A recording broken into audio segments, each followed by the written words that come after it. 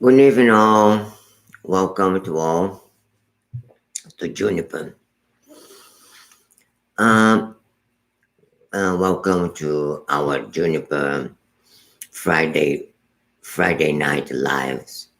Streaming online. And today we're talking about the introduction to meditation. The reason the mask is because United States and California and it starts to preparing for the opening.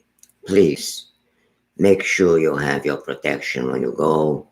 Maintain all your cautious and washing your hands. Don't put the things and have your asepsy for having long life and not be uh, carried on by that unfortunate situation. So, and introduction to meditation. I have spoken on and off about meditation, but today I want to give a very good introductory, not as introduction, but introduce the first step uh, to those teachings and the meditation as we growing um, into those Fridays. And because it's needed the meditation, people understand what's going on and have a specific module in which, and you'll be able to go, will be able to go and review that and learning and from that aspect. To all of you, thank you for being there and let's make the best as we can for that evening. So, as I have been giving teachings to all of you, publicly, always some in meditation, always I show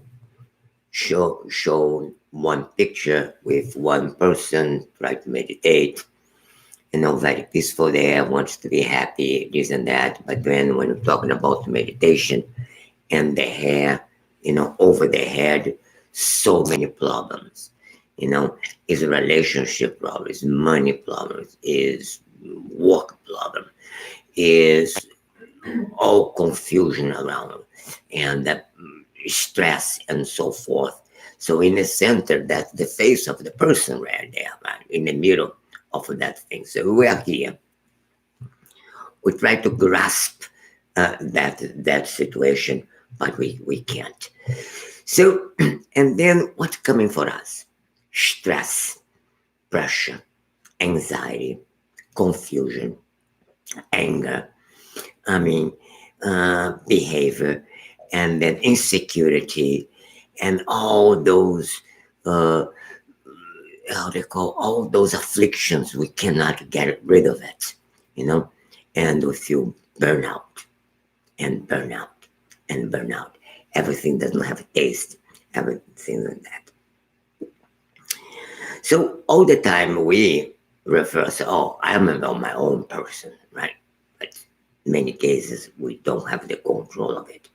So all that stress that you're talking about is right here. It's our brain. It is a narrow passage. We generate our inner pattern, inner story, become our personal version of reality. So what to do? How we can address that? Open. You can't. Even the most scientific doctor can't cut and pick it up. Oh, you're inside. You're stressed. You can't. It is right there. You cannot moving that. But then again, how you could put that brain in your hand, figurative, right? Have the control of it. How you can address that and put that into that situation. The only way to do that, it is meditation. Meditation. And meditation, it's a path. practices. It's not exercise. I want to explain that. I received here one WhatsApp from Brazil, matter of fact. Someone called Mário Sérgio Cortella. And then there's a little, I see one page long, but I'll start and go to the end. Then he said, whatever in this situation has a real solution for the problem through the first stone. So then through the stone on the president, the stone on the mayors, on the doctors, on the economists, and keep throwing. The problem is keep throwing.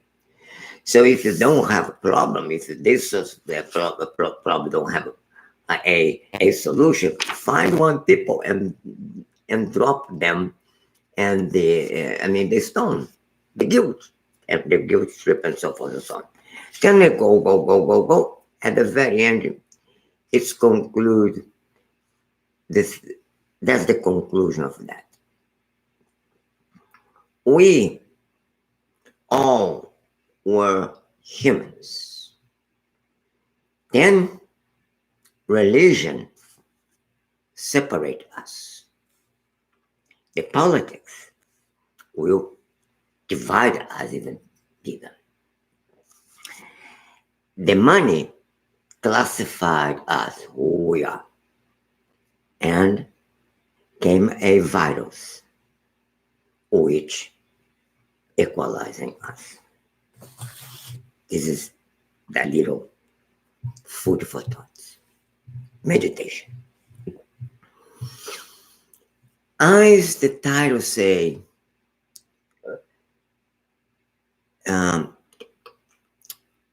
even though I remember the title, is how they call introduction to meditation. Meditation, in many ways, is a very complex thing, very deep.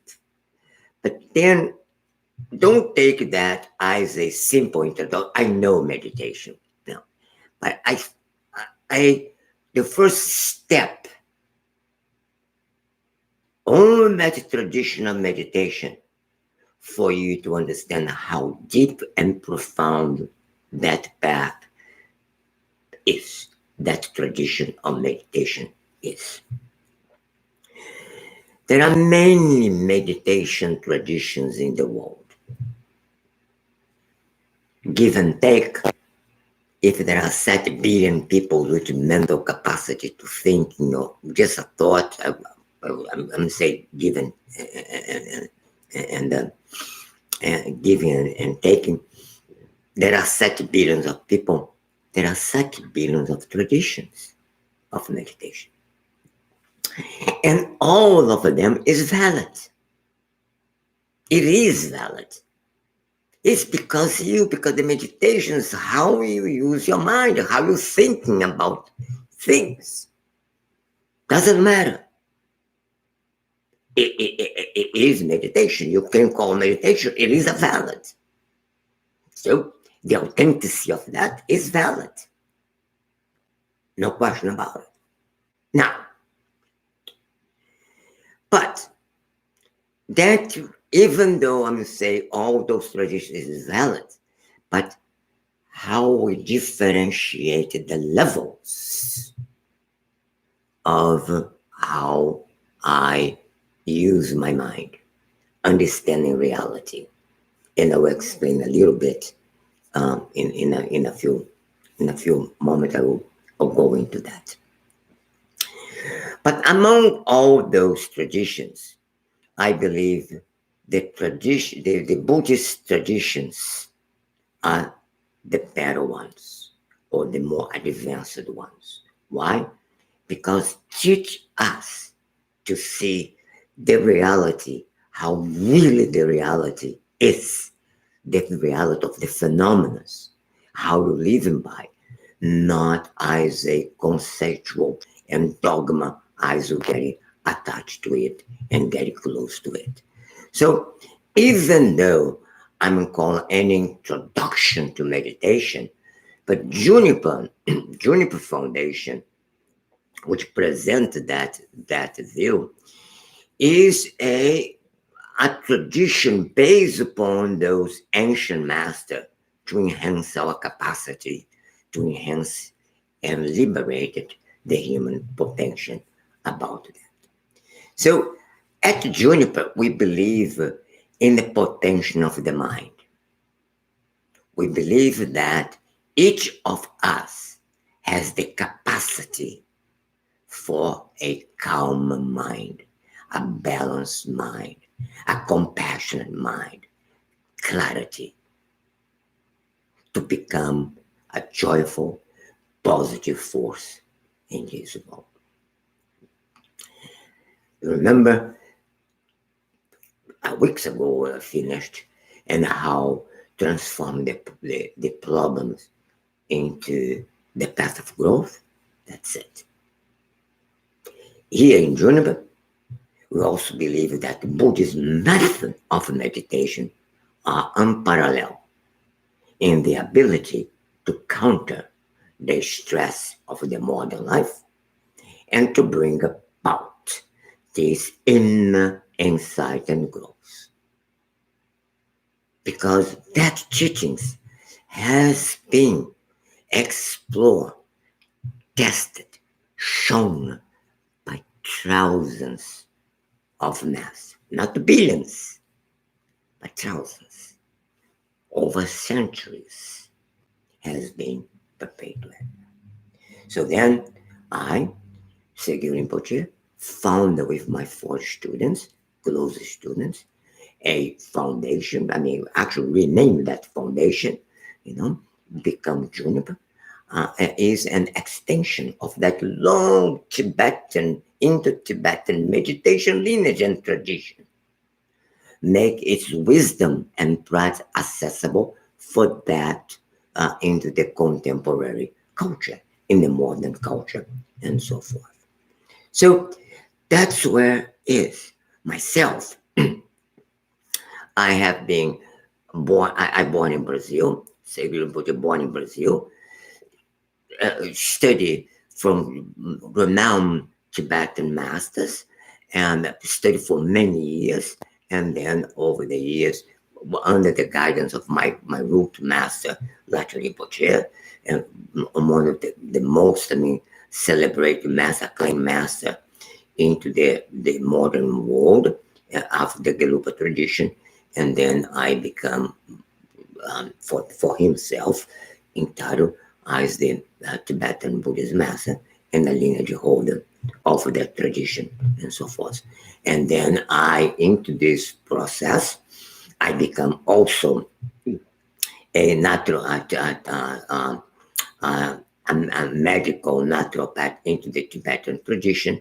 And that because I always like healing and has been my life, part of my life, and then directing the Juniper Integrated Care Clinic here in California. So then tonight, I want to give a good structure, not to talk, but the structure for you understand what meditation is. What is meditation? Then into those 2 topics, the concentration meditation and the analytical meditation, giving instructions of that, the concentration meditation, and then we go for, put something for you doing in your path, and so forth and so on. Then meditation. Let's see the overview about that. Meditation is a potent method for developing our inner potential, our mental potential. Is again nothing wrong to relax. I do meditation to relax. I do meditation to buy a shoes. I do meditation for how I kiss. It's a choice. But the method for developing inner potential And that's the math I'm going to take in here. It means for you to calm and strengthen your mind and realize, and because to realize our capacity to have clarity, wisdom, discernment, joy, and to become eventually a positive force in this world. These teachings, not exercise, not technique, but these teachings are teachings. Huh? In these teachings, I will cover and those types of meditation, the concentration meditation and the analytical meditation. And they'll describe how we can really bring that and then counteract that stress of into that contemporary life and enhance well-being in the potential and enhance our experiences, conscious experiences in this life. So again, meditation is a method to gain a more serene, harmonious way of being that enhance our experience and invoke our capacity to live fully and freely. If you define meditation, we can say meditation is the act of concentrating on an object that enhances the mind. Is the act of concentrating on an object that enhances the mind. What that act means that meditation is a discrete endeavor. It is a path. It is a practice. We need to act. It's not something coming. We have to act. It's not something we recommend to doing in a busy day or a busy activity. No. Meditation you have to do by itself, especially into this kind of concentration. Do alone. You have to do alone. Have to do in a peaceful mode, without the music, without those distractions. People think is a meditation, but in reality are distractions, right? So that act of concentrating an object, we need to put the mind into that object. It's not in the music. And then again, what's that concentrating, and describe, what that means. The concentrated describe the process of focusing the mind and bringing our inner distraction under control. In meditation, we want to make the mind like a laser beam, straightforward, sharp, clear, focused, not diffused and distracted. It is a practice. Sometimes we describe it as exercise. No, it is a practice to bring the wandering mind back to the object, to the object of focus. In that case, if you talk about the Tibetans, we call Shine, which means peacefully abiding. So peacefully put the mind on it.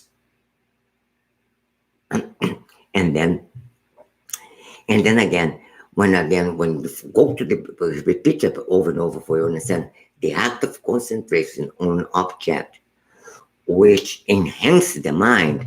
So then, which on an object is? What kind of object is that? That means that meditation is not about turning the mind on and off, or bringing the mind blanked, nothing, going blank or empty. No, it's not that. But it's about focusing the mind on a particular object and develop the concentration and to hold it there. The mind hold it into that object. There are many objects, but in our case, the principal object in our case in here will be the breath, and then the breath. So we can meditate in the image of the deities and call it. It's a little more. There are many of practices of meditation to meditating deities, but you have to have concentration. Otherwise, it's nothing. We don't develop, we don't gain that insight. The insight is not gained because you don't able to hold into the object to allow that insight flourish into that. So then when you talk enhance the mind, means what? Empowering the mind. Means that meditation will bring, liberated the potential we have. So we be able to refute the mind which brought agitation for us, emotion balance. So limit thoughts, that inner stories of confusion. So when you have that capacity to hold the mind and then be able to have a good analysis, what is my mind? What is in my thoughts, in my actions, in my emotions? But because I do have the mind has power to do so. So everything is about the mind, how you control that. And the way to control the mind, the way to control our brain is by means of meditation. Therefore, the act of concentrating on an object that enhances the mind is the meditation. The resulting growth is characterized. I mean, how you can get it when you see the qualities of yourself, the inner qualities appears. In other words, become more calm, more serene, there are more clarity, more compassion, more joy. Then you gain results and you gain things. There is a saying that the benefits of meditation come for that repetition. You have to repeat. You have to do. That's the reason the meditation, it is a practices. Then right now I can see all of you, but people say, well, but it's exercise. There is a difference between the exercise you go, listen things, and lift your weights and do all that activity, but the mind, it is a practice to gain the focus. It's a thing. They have a different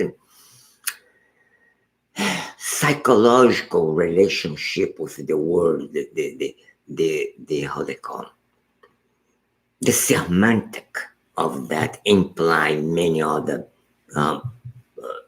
emotions which come into that, or knowledge will come with that.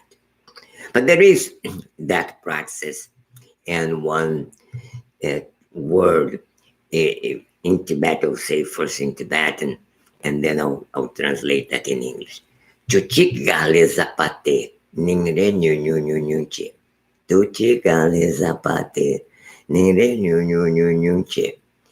That's the form. Soft water. So water softly, dripping day by day, wears the hardest rock away. Let's put that into the context. Water softly is the practices, is the practice of meditation. Meditation is one activity should be very peaceful. Generate the motivation, sit down there, try to enhance that, enjoy the process. It's something gentle, soft. It's not punishment. It's not aggression. That's the water softly, dripping day by day. Drink day by day is that regular practices. It's more important for you to keep the practices short, daily practices, than have a long session. Oh, I meditate for 1 hour. And then you go to meditate a week later. Doesn't work. You lose that. So things become part of the mind, but you don't have the control I should be. So you need to not avoid those long meditations, those long things, but keep that day by day and put that into that context. Softly doing day by day. Then where's the hardest rock away? Where's? It means is the gradually refine and polishing our mind. Our mind. So that's where is the gradual refining our mind, the potential of our mind. I mean, bring that. The hardest rock is our inner pattern, inner story, our personal version of reality. I am that way. I am put that way. I don't change. And that's hard. So when that wears away, wears that hard rock away, awares liberating our mind. So liberate our inner potential. Be able to bring, so that's what it is. Aware the mind and keep it like a polished. And you see polish of things. And that's where over time and you become liberate our possession. That's the techniques of meditation. So into the concentration meditation is to hold the mind on an object. The problem is, and the point is, we try to choose all kinds of objects. So into the concept, we don't choose any object. We choose objects, specific ones. In our case, as a beginning, the best visualization can have, the best object for our visualization is our breath, because it's a neutral. So we can visualize in image, you can visualize in color, but it didn't get confused. Just focus in your breath. So perceiving the air in for your nostril, in and out, in and out. Focus there and cultivate peacefully that concentration. Mind's one, bring the minds back. So by doing that, peacefully, we overcome our inner agitation, our lethargy. We'll be able to bring that into the context. This is make our mind more stable, more serene. Is the antidote to the mind's agitation. It's simple, complex, potent. And the practices again and again and again, and we do. So the meditation is a focus there. So to create a habit into that concentration meditation, we'll gradually calm down our mind, lose agitation, and increase our levels of mental stability and strength. The mind becomes strong.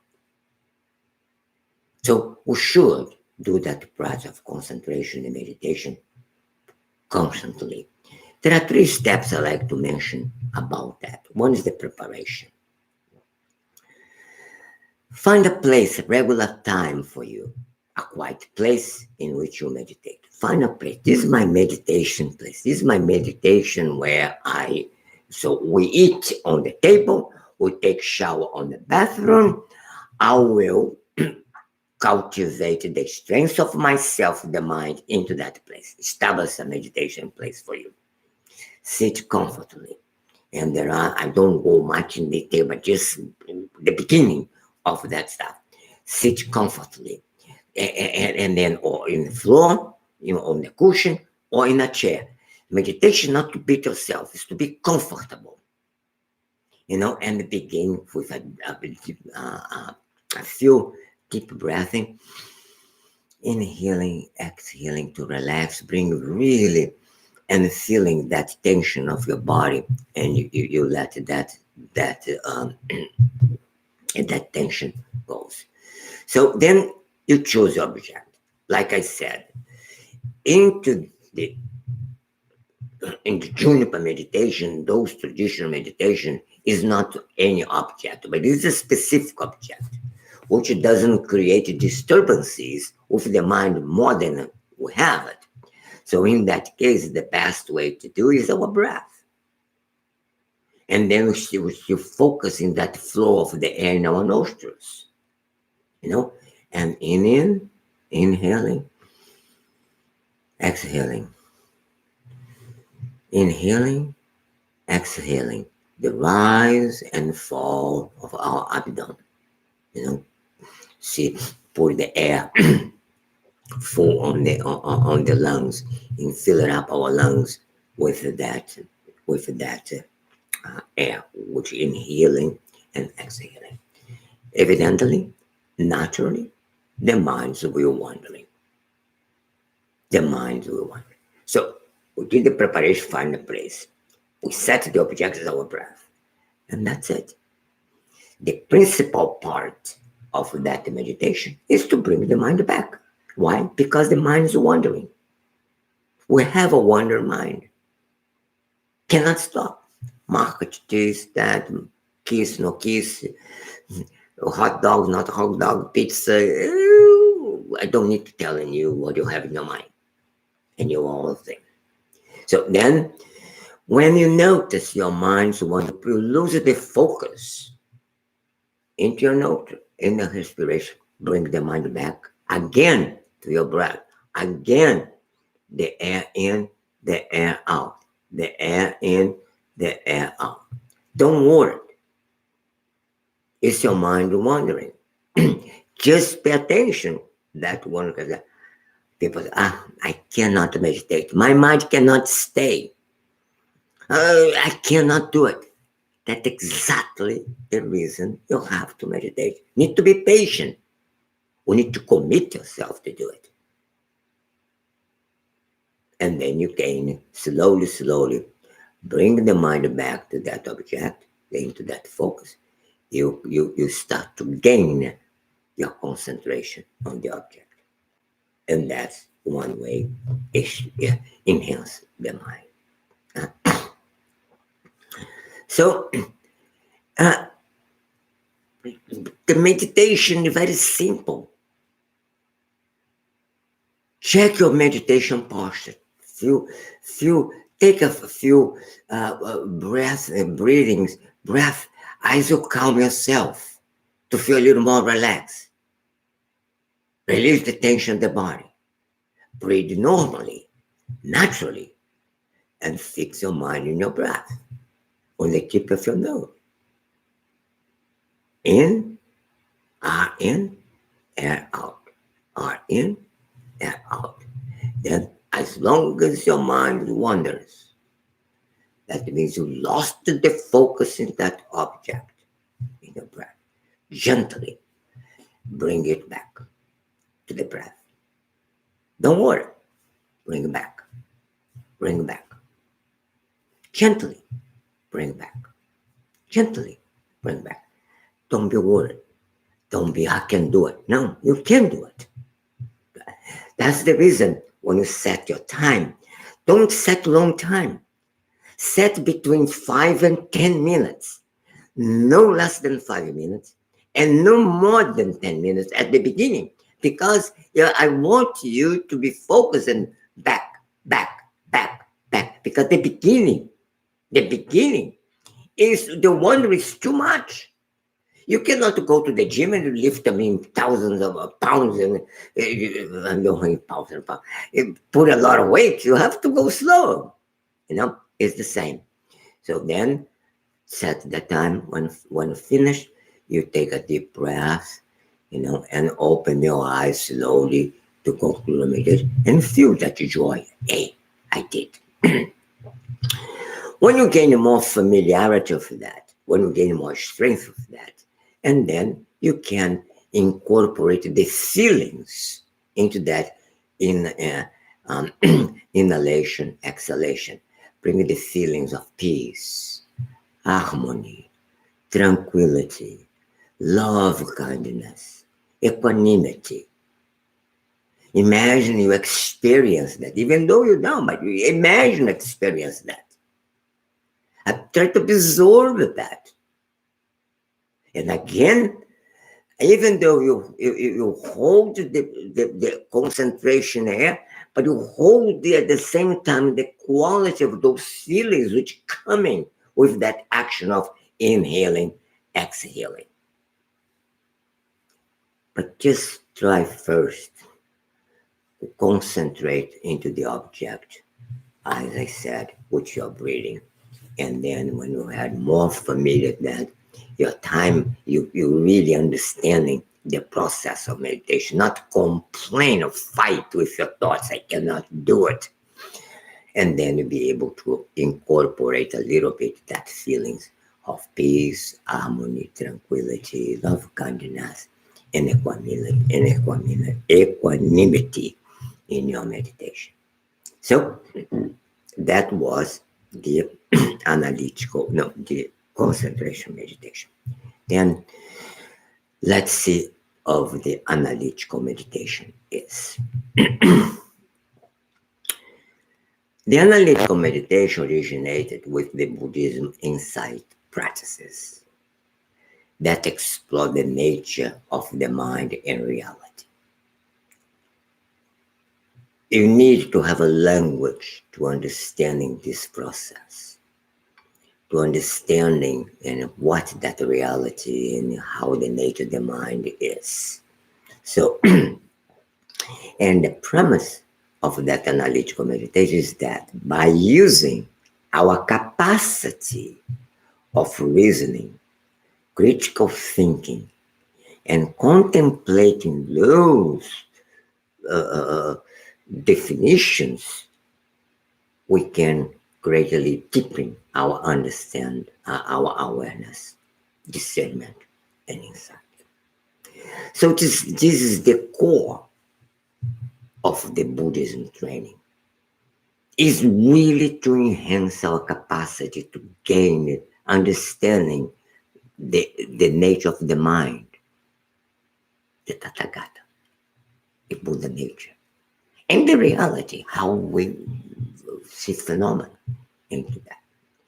So it is a process. You depend deeply from the concentration meditation, and then you analytically to establish the object, the concentration.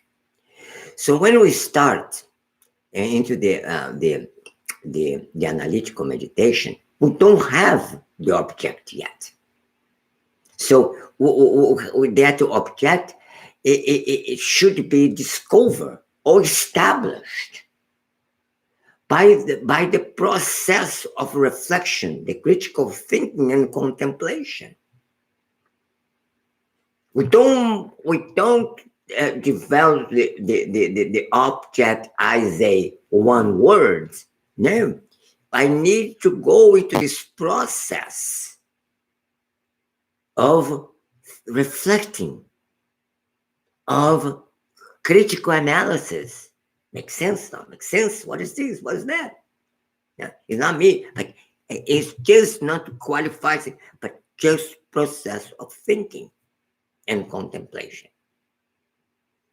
And then into that, help our capacity for analytical meditation And and when we do that, the analytical meditation is to enhance our capacity to develop discernment, thinking, but not thinking in sense of, but thinking in a critical way. How that, what's this? What is that? What is that reality? To help us into that, we have 4 parts into that analytical meditation. So 3 are the process of gaining the structure to establish the object. When we establish that object, or discover what the object is, and then we concentrate on it, and that's where the insight comes about. Then let's go slowly those 4 phases. First one is familiarity. Is the first step in the analytical meditation, is to become familiar with the meditation topic. So remember, you need to develop a topic in order to gain the object is a topic. For that topic, which I'm going to think analytically and reason upon, and that's to become the object. Right? And then the first thing is to become familiar with the meditation topic. And then to bring it to our awareness and make sure we understand it. What is this? And then we after we get this clarity and so forth and so on, we become familiar with that topic. We review and we recall, we discuss, we take note, and then we know what the topic is, and then we pass to the second part, to the next part, which is really is the heart of the analytical meditation. Is to apply the application of reasoning and critical thinking to see it. What we are examining, if our examination makes sense. To say, what's this? What's that? That makes sense. Instead of accepting things, accept idea without questions, accepting dogma, that become our dogma. Oh, that's it, But we question, we reflect upon, we apply our critical thoughts, and that leads us, to examine and deconstructing our way of thinking, because we'll be able to bring the more critical analysis what we examine. So these include examining an assumption and conception which is ingrained, the bias we have. And then when you do that, so then we gain that deeper level of understanding and awareness by, whoa, that concept is correct, we reinforce that, or this concept is wrong, then I am able to refute that. But that's only not because I like or dislike. No, we have to put the mind of thinking, examine into that, and then if that makes sense, science agree with it, and as you know, to correct the mistake of accepting things without knowing what we do. So we become familiar with the topic. Now we're thinking into that meditation, we do our analytical thinking, our critical thinking. Then, okay, because we don't have the definitive solution. You should not have the definitive solution one day, one moment. It would be wonderful, but it doesn't work that way. But we have a limitation time we set up for us to do those analytical meditations. So it is those 4 times. So let's see if you do 20 minutes of the analytical meditation. Each of those 4 phases is a 5 minutes each one. 5 minutes to get familiar, 5 minutes to the reasoning, and then the 5 minutes the application. That's the third step, and then you have 5 minutes of the meditation itself, the insight. So into that third step is to examine how the conclusion or the analysis of the topic, the topic under consideration apply to your own life. How you can observe that, how you can really apply that in my life. That's applied to me. And how I should pay attention to it. How I implement that in my day by day. And that gives you the idea who we are, how you're thinking, your behavior. And then, consequently, will give you leaning toward how you become. Because you start to see things which block in you to become that peaceful, gentle person. So, and that is the third part. So when you have that three process keep going, especially the reasoning and the application, maybe into that final part, because the understanding of the discernment and of that final part of the analytical meditation is to deep what you gain into those three steps. What was your gain into those three? Which kind of thoughts coming to you would you be able to say, aha, I get it. I learned something. I understand. If you do have that, immediately that become your objective to concentrate for that time of your analytical meditation. But that insight, into that part of the insight, you should not think something coming almost immediately. If you don't have that immediately, because yet is not pure from the contemplation, the reasoning, and the critical thinking, nor to apply your life. Into that case, your insight, your learn is, I need to go back to the object of concentration, which is at that time my breathing. And then inhaling, exhaling, inhaling, exhaling, inhaling, exhaling. So if you do have that, then that becomes your object of concentration and hold that in your mind.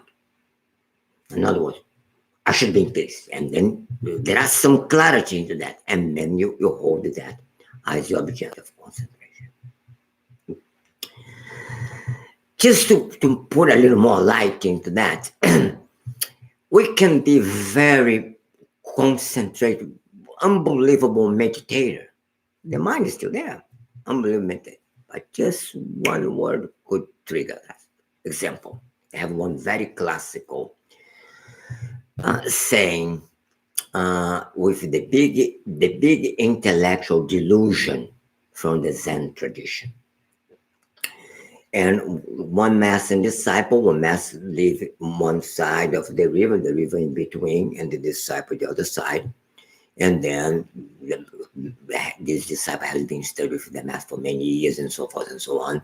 And then he had this enlightened thought and wrote a poem and a declaration for the master saying, sitting upon this purple gold seat, golden lotus, the 8 winds cannot move me.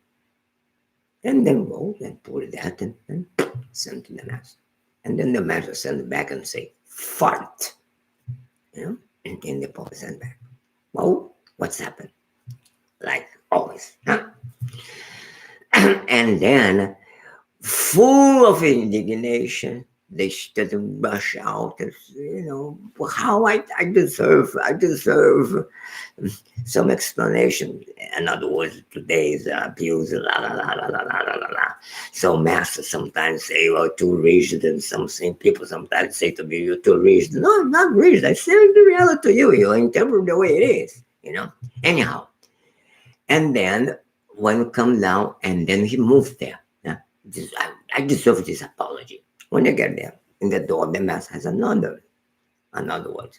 Well, the 8 winds could not move in you, but just a fart will be able to blow you over the river, across the river. And then, and then he realized, woo! And then humbly, and then he apologized and so forth. And what those 8 winds are? Material gain. You're striving for the material gain, then you suffer because you lost. You want to be praised, and then everything about your pride and so forth, and then you get sad when you blame, and then you want to become fame. Then you have, suffer when you lost that fame. You want a pleasure, and then you get sorrow and don't have. And then great masters on the past say, all realizer of the transitory world. Don't have as the object of your mind these 8 transitory things of the world. Namely, the material gain and so forth and so on, happiness and unhappiness, things nice and not nice and so forth. Because in the praise and the scorn, because they lead you to that world of confusion. Be indifferent toward them. This is the meditation. Simple. But it is a process. The video what I made, because I have to believe there are many students present there, is not new. But keep in mind, even though you're students, sometimes you get caught into that. And then, because YouTube is a public, I hope others will read that, will be able to understand and really to bring that in mind and so forth and so on in that. So you have any question. So just write for team at Juniper or pass on for the friends and so forth to be able to gain that, to spread that good virus of well-being into that. So try to make a program for yourself. So Monday to Sunday, and one day concentration, another day analytical. One day concentration, another day analytical. One day concentration, another day. And in the 7th day, and you do the concentration analytical together. Make the date and make the duration of that meditation. And then through the analytical, I would say concentration, just focus strongly 10 minutes as a meditation, and the analytical 20 minutes. It means 5 minutes to get familiar with the text or the topic, 5 minutes to get familiar, not familiar, to do the reasoning and thinking upon, critical think about the topic, and then how that could be applied to your life, and then 5 minutes only into that insight, that object. Now, the analytical meditation is not the topic, not just meditate one day on a topic. You should meditate over and over and over and again until the topic comes. You try over and over and again to reflect upon that, then maybe you associate other topics, but relate to the same context. And then you bring that to you, and then you'll be able to gain that resolution and be able to gain that the best as you can, and understanding and that process, and be really free from the how they call that mind locked up into affliction, into tightness, suffering, stress, burnout. So